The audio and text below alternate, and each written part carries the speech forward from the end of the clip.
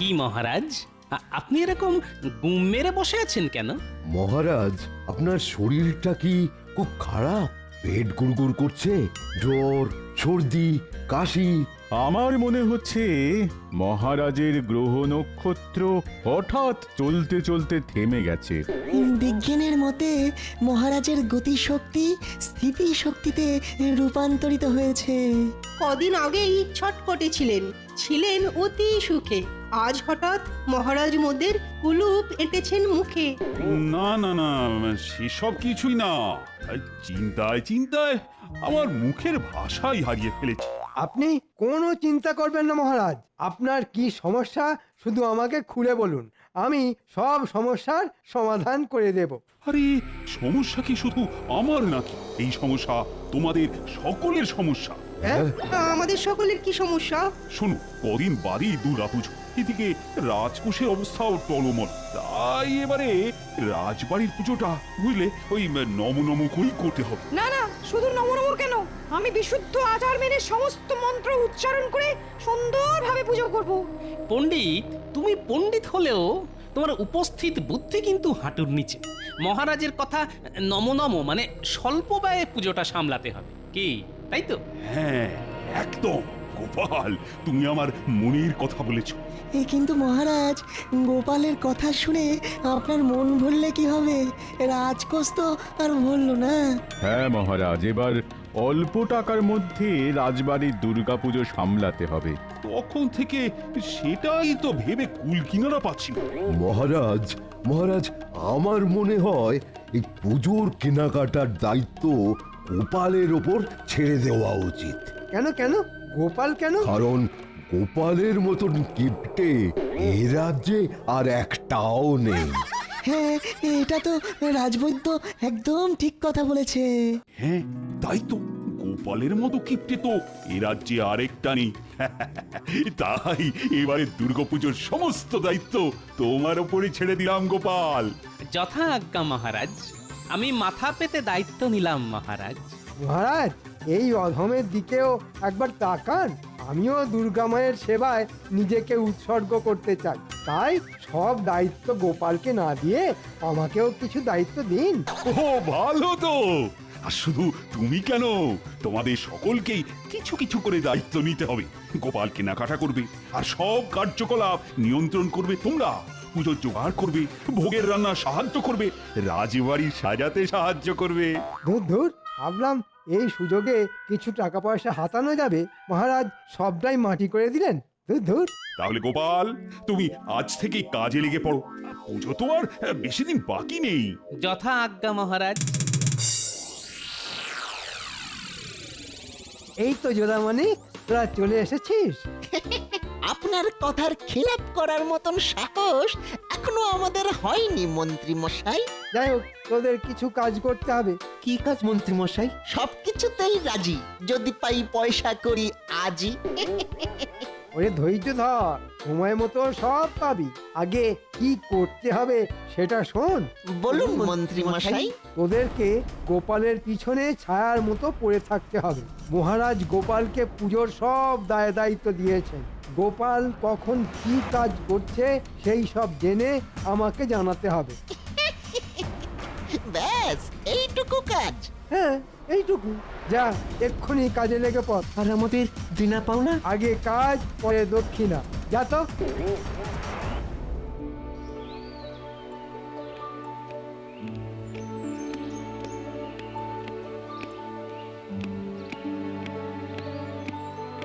কি হরি, কি খবর?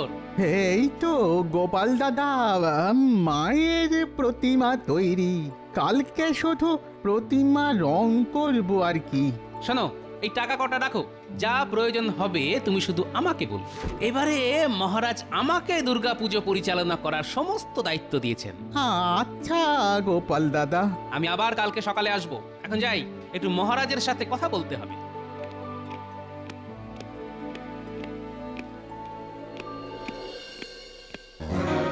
মন্ত্রী মশাই, খবর জোগাড় করে এনেছি। কি খবর? চটপট বলে ফেল।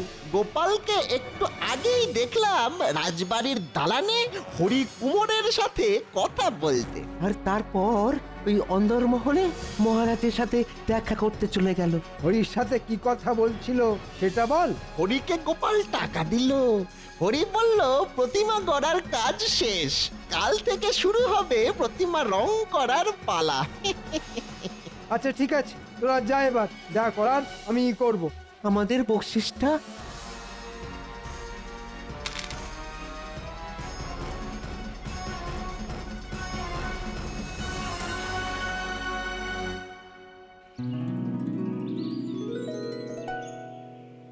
কি হরি, মায়ের মূর্তি গড়ার কাজ কত দূর? এই তো রানীমা, হয়ে এসেছে, শুধু চোখ মুখ আঁকা বাকি। আচ্ছা ঠিক আছে ঠিক আছে, সকালে কিছু খেয়েছো? না রানীমা, এখনো কিচ্ছু খাওয়া হয়নি, বাড়ি গিয়ে খাবো। তুমি আগে তাড়াতাড়ি এসে খেয়ে নাও। রাজবাড়িতে কেউ অভুক্ত থাকে না, সে মহারাজ হোক আর সামান্য কর্মচারী হোক। আচ্ছা রানীমা, এক্ষুনি আসছি। এই তো সুযোগ, এবার গোপালকে ঠিক চাপে ফেলা যাবে।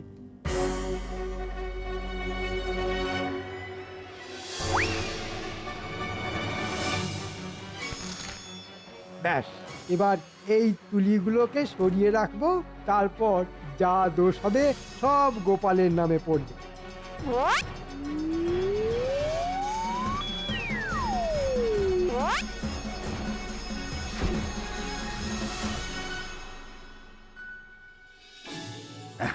রাজবাড়ির দুর্গাপুজোর কাজ বেশ জোর কদমে শুরু হয়ে গেছে। আমি গোপালের তৎপরতা দেখে বেশ খুশি হয়েছি। সে তো বুঝলাম মহারাজ, এবার আমাদের খুশি করার বন্দোবস্তটাও করুন। এই কদিন বাদেই পুজো শুরু হয়ে যাবে, কিন্তু এখনো পুজোর এবারের ভাতাটা পেলাম না। আরে পাবে পাবে, সব পাবে, একটু ধৈর্য ধরো না বিজ্ঞানী।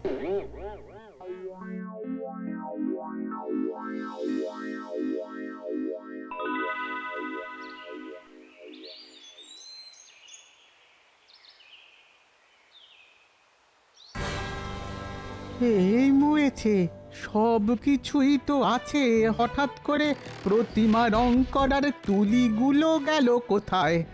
দূর দূর দূর, কোথায় যে রাখলাম তুলিগুলো? কোথায় যে রাখলাম? সর্বনাশ হয়ে গেছে মহারাজ, সর্বনাশ হয়ে গেছে।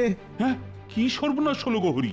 আর বলবেন না মহারাজ, আমার দুর্গা প্রতিমা গড়ার কাজ মোটামুটি সমাপ্ত, শুধুই চোখ মুখ আঁকা বাকি। এখন দেখছি আমার রং করার কোনো তুলি নেই। আচ্ছা হরি, তুমি তোমার বাড়ি থেকে আসার সময় তুলি এনেছিলে তো? হ্যাঁ গোপাল দাদা, এনেছিলাম। তাহলে তুলি রাজবাড়ির দালান থেকে গেল কোথায়? আমি চারিদিক তন্ন তন্ন করে খুঁজলাম, কিন্তু কোথাও পেলাম না। হ্যাঁ, এ তো ভারী মুশকিল হলো। তুলি না পাওয়া গেলে প্রতিমা গড়ার কাজ সম্পূর্ণ হবে কিভাবে? হয়েছে ওই গোপালের জন্য মহারাজ। ওকে দায়িত্ব দিলে এরকম তুলির মতো আরো কত কিছু দিনে দুপুরে উদাও হয়ে যাবে, দেখতেই পাবেন। একদম বাজে কথা বলবেন না মন্ত্রী মশাই। আমি অপয়া হলে আপনি একটা শুটকো। কি বললে? এই, তোমরা থামবে? আচ্ছা হরি, তুমি একটু অপেক্ষা করো, আমি রাজসভাসদের পুজোর বকশিস দেওয়ার কাজ শেষ করেই তোমার সাথে এই নিয়ে আলোচনা করছি। তোমরা সবাই সারিবদ্ধভাবে সামনে এসে দাঁড়াও আর একে একে পুজোর বকশিস নিয়ে যাও। প্রথমে আসবে রাজবৈদ্য।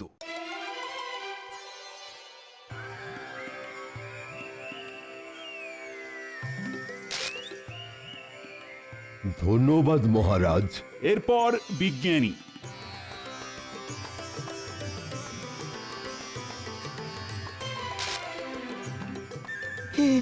অসংখ্য ধন্যবাদ মহারাজ, ধন্যবাদ। এবার আসবে গোপাল।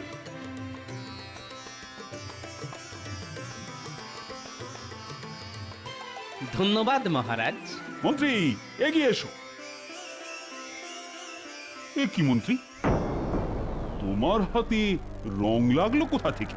এই মরেছে, তুলিগুলো সরানোর পরে হাত ধুতে ভুলে গেছি। কি হলো মন্ত্রী মশাই, চুপ করে আছেন কেন? বলুন, আপনার হাতে রং এলো কোথা থেকে? হ্যাঁ মন্ত্রী, বলো। আগে না মানে কিছু না মহারাজ, আচ্ছা হরি, তুমি একটু এদিকে এসে দেখো তো রংটা চেনা চেনা লাগছে কিনা। হ্যাঁ হ্যাঁ, এই নীল রং দিয়েই তো আমি কার্তিকের ময়ূর রং করেছি। হ্যাঁ, তাহলে তো দেখছি হিসেবে একদম পরিষ্কার হয়ে গেল। তোমার তুলি উধাও হওয়ার রহস্যের কথা একমাত্র মন্ত্রী মশাই বলতে পারেন। মন্ত্রী আসলে মহারাজ, আমি চিত্রশিল্পের জন্য তুলিগুলো নিয়েছিলাম, ভেবেছিলাম পরে ফেরত দিয়ে দেব। যাও মন্ত্রী, তুলিগুলো যেখানে সরিয়ে রেখেছো সেখান থেকে নিয়ে এসো, নইলে তোমাকে আমি চিত্র বানিয়ে একেবারে দেওয়ালে টাঙিয়ে দেবো। আচ্ছা মহারাজ, তোমায় আমি পরে দেখে নেব গোপাল।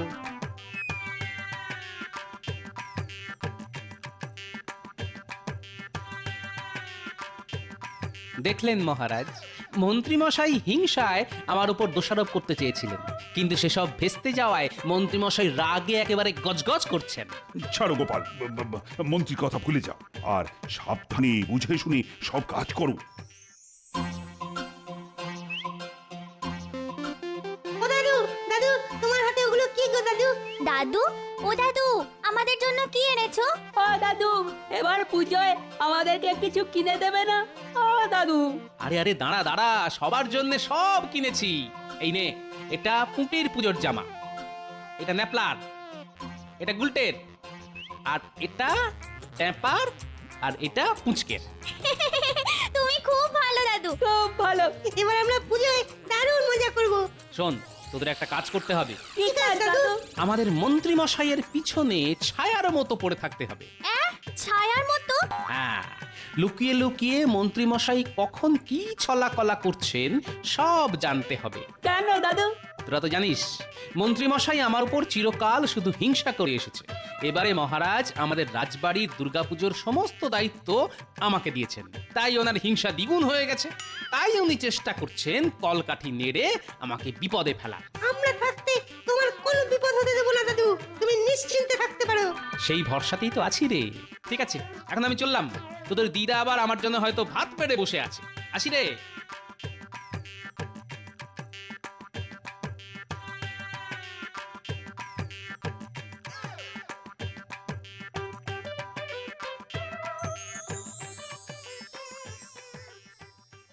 দেখেছো, মানুষটার কোনো কাণ্ড জ্ঞান নেই। সে কখন থেকে ভাত বেড়ে বসে আছে, এখনো বাড়ি ফেরার নাম নেই। এই যে এসেছি। আহ গিন্নি, এত উতলা হচ্ছ কেন? পুজোর কেনাকাটা করতে হলে একটু দেরি তো হবেই। তা আমার জন্য কি কিনেছো শুনি? জামদানি, বেনারসি, নাকি ঢাকাই মসলিন? এনেছি যখন নিজের চোখেই দেখে নাও। বাবা, দেখেই না তোমার চোখ একেবারে ছানা বড়া হয়ে যাবে। কই কই দেখি দেখি। এই যে দেখো গিন্নি, তোমার জন্য পুজোর শাড়ি। মাগো, এ তো সামান্য একটা তাঁতের শাড়ি। দূর, কি বলছো কি গিন্নি? তাঁতের শাড়ি সামান্য? তাঁতিরা কতদিন ধরে তাঁত বুনে এই শাড়ি তৈরি করে জানো? ভাবলাম জামদানি, বালুচরি কি ঢাকাই মসলিন কিছু একটা আনবে আমার জন্য। দূর, শুধু শুধু তোমার কথা ভাবলেই বুঝি চলবে? ওই নাতি নাতনিদের কথা তো ভাবতে হবে নাকি? সবকিছু বুঝে শুনে চলতে হবে তো। ঠিক আছে ঠিক আছে ঠিক আছে, এখন খেয়ে নাও। আমি পুজোতে তাঁতের শাড়ি পরেই ঘুরবো, রাজবাড়ির বউ হওয়ার ভাগ্য করে তো আর আসিনি। দাদু, দাদু বাড়ি আছো? ও দাদু, দাদু, ও গোপাল দাদু বাড়ি আছো? কি হয়েছে রে ন্যাপলা গুলটে? দাদু, তুমি তো আমাদেরকে দায়িত্ব দিয়েছিলে মন্ত্রী মশাইয়ের পেছনে ছায়ার মতো পড়ে থাকতে। জানো দাদু কি হয়েছে? আরে কি হয়েছে সেটা না বললে জানবো কি করে? মন্ত্রী মশাই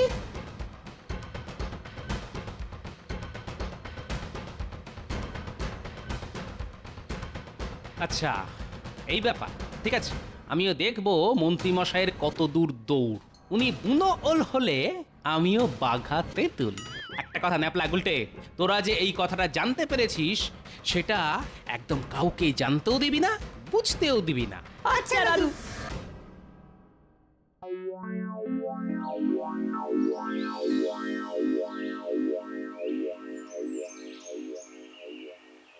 কি গো, বাড়িতে বসে আছো কেন? রাজবাড়িতে যাবে না? সপ্তমীর পুজো শুরু হয়ে যাবে তো। রাজবাড়িতে গিয়ে আজ আর কোনো লাভ হবে না। সকাল সকাল পুজোর দিনে কি সব আজে বাজে কথা বলছো বলো তো? চলো আমার সাথে এক্ষুনি রাজবাড়িতে চলো বলছি।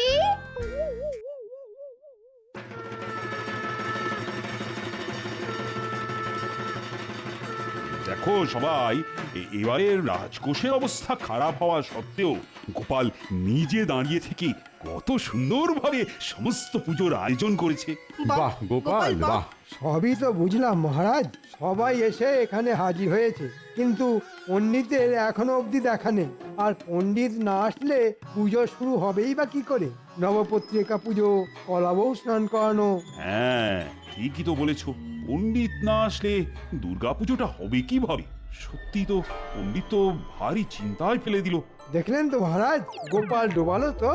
পণ্ডিত না এলে পুরো পুজোটাই ভেস্তে যাবে। এ তো সত্যি খুব মুশকিল হলো। গোপাল, ও গোপাল, তুমি একবার পণ্ডিতের বাড়ি গিয়ে দেখে আসো না। মহারাজ একটু অপেক্ষা করুন, পণ্ডিত নিশ্চয়ই আসবে।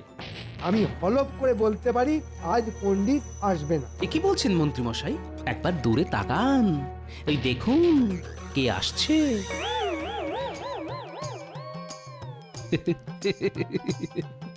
পণ্ডিত এখানে কি করে?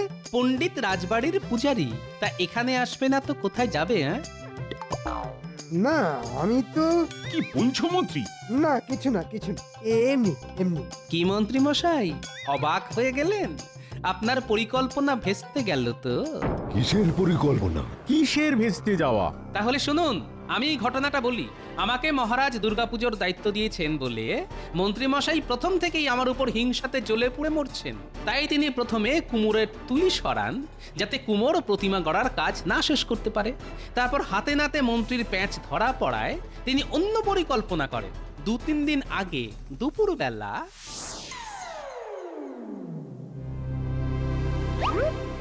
কি ভগবান, বাড়ি আছো? আরে মন্ত্রী মশাই যে, তা হঠাৎ করে আপনি আমার বাড়িতে? কোনো দরকার বুঝি? হ্যাঁ শোনো, তোমাকে এক কাজ করতে হবে। কি কাজ?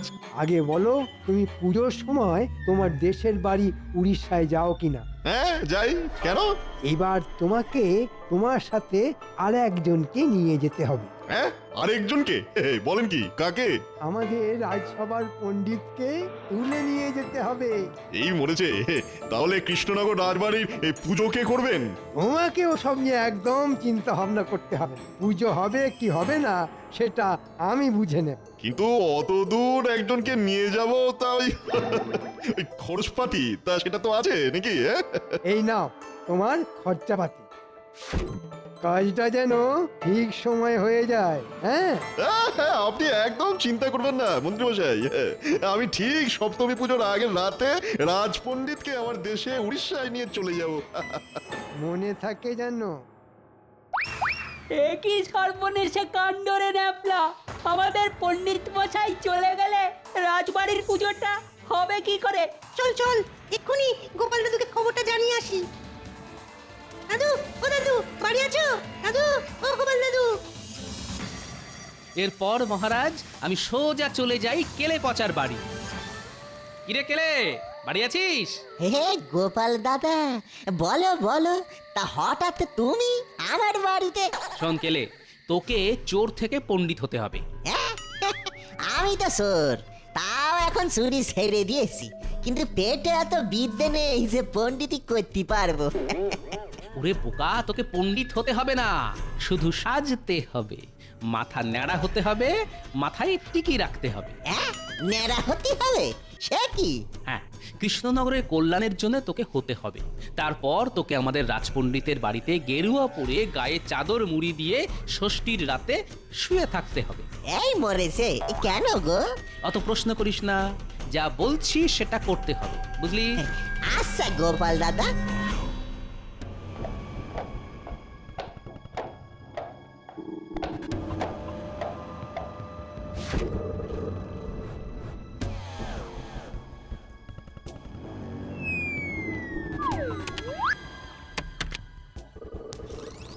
ওই তো এই পণ্ডিত চাদর মুড়ি